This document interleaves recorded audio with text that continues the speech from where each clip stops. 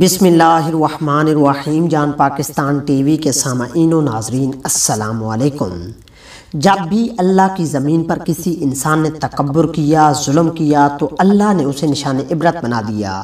تو ویسے ہی حضرت موسیٰ علیہ السلام کے زمانے میں مصر کا بادشاہ جس کا نام ولید بن موسیٰ بن ریان تھا، اس کو پوری دنیا فرعون کے نام سے یاد کرتی ہے۔ وہ انسانوں پر ظلم کرتا تھا اور جو لوگ غریب تھے ان کا حق مارتا تھا، ان سے سخت مزدوری اور کم اجرت دیتا تھا، اور جو انسان اس کا غلام نہیں بنتا تھا اس کو قتل کر دیتا تھا۔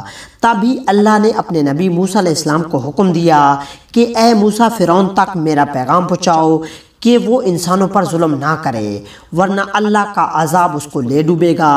جب اللہ کے نبی نے اللہ کا پیغام فرعون کو دیا تو وہ مذاق اڑانے لگا اور کہنے لگا کہ یہاں کا خدا میں ہوں اور میں کسی کے حکم کو نہیں مانتا۔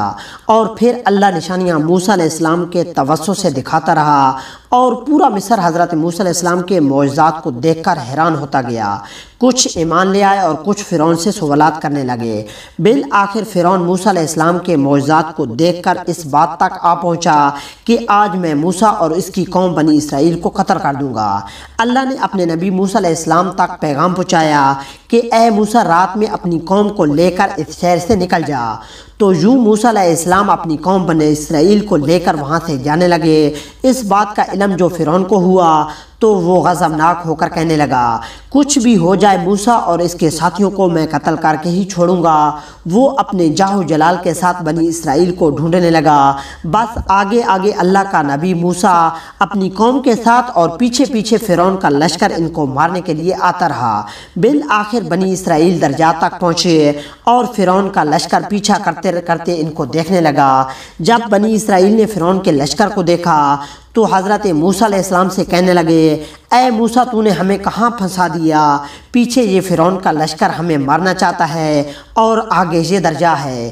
اللہ کے نبی حضرت موسیٰ علیہ السلام فرمانے لگے، اے لوگو گھبراؤ نہیں، اللہ ہمارے ساتھ ہے۔ یہ کبھی ہو ہی نہیں سکتا کہ فرعون اور اس کا لشکر ہمیں پکڑ لے۔ سب کہنے لگے، اے موسیٰ اب ہم آگے جائیں گے کیسے؟ بس اتنی دیر میں آواز غائب آئی، اے موسیٰ اپنا عصا اس دریا میں مار۔ تو بس جیسے ہی موسیٰ علیہ السلام نے اپنا عصا اس دریا میں مارا تو آدھا پانی اس طرف اور آدھا پانی اس طرف ہو گیا۔ اللہ نے اس دریا کے بیچ میں راستے کو واضح کر دیا اور موسیٰ اور اس کے ساتھی اس راستے پر سے جانے لگے۔ جیسے ہی یہ منظر فرعون اور اس کے لشکر نے دیکھا تو وہ بھی اس راستے پر موسیٰ علیہ السلام اور اس کی قوم کے پیچھے آ گئے۔ جیسے ہی موسیٰ علیہ السلام بنی اسرائیل کے ساتھ دریا کے اس طرف جا پہنچے اور دریا کے بیچوں بیچ فرعون اور اس کا لشکر موجود تھا تو اللہ نے پانی کو پھر سے حکم دیا کہ اب ویسے ہو جاؤ جیسے پہلے تھا۔ تو بس وہ پانی پھر سے مل گیا اور فرعون اس کا لشکر ڈوب کے مرنے لگا۔